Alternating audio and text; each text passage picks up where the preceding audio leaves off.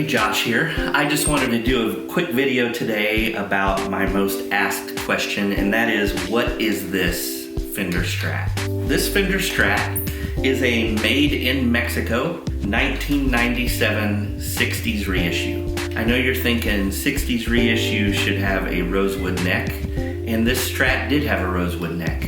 I swapped necks with another Strat that I had that was a 50s reissue. This is the neck off of that Strat, and the other Strat got the 60s reissue neck, which was a fatter neck that went on the other Strat that I had. This Strat, made in Mexico, M-I-M. I have put an LSR roller nut on here and a Wilkinson VS50 tremolo.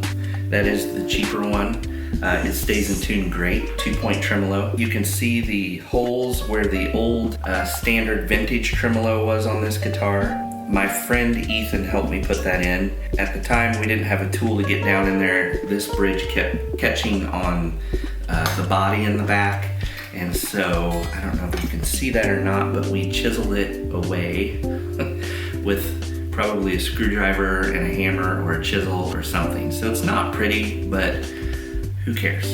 It's a Strat. It has DiMarzio Virtual Vintage Area 58 in the neck, Area 58 in the middle, and an Area 61 in the bridge. The tone knob is wired to the bridge pickup, kind of like the Eric Johnson thing. And I do have a treble bleed mod here so that when you roll off your volume, you still keep high end and you don't lose it so it doesn't get real muddy. You can probably look up a million YouTube videos on how to do that. So yeah, this is my 1997 made in Mexico Strat.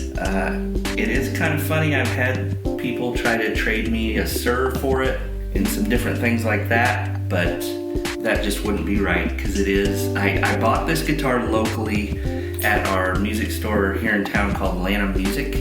And in 1997, they were having these things called July Blowout. This guitar was hanging on the wall when I walked in for the July Blowout, and it was $280. Funny story about this guitar and the neck swap.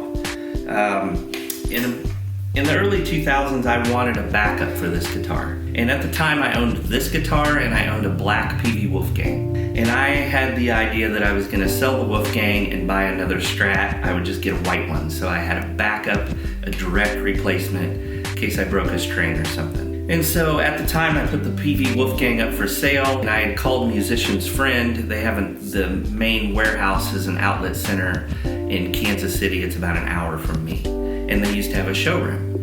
And I knew one of the salesmen, and he pulled out the last 50s reissue white Strat that they had in stock and put the box on the floor in the showroom, put my name on it. I told him I'll probably be there sometime this week to get it. Well, my PV didn't sell like I'd hoped.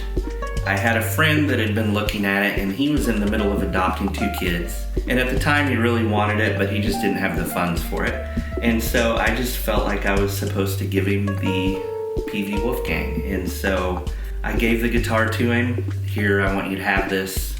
He really wanted to learn how to play guitar. And a week later, another set of friends showed up to our front door at 9 o'clock at night, and they had the white Strat.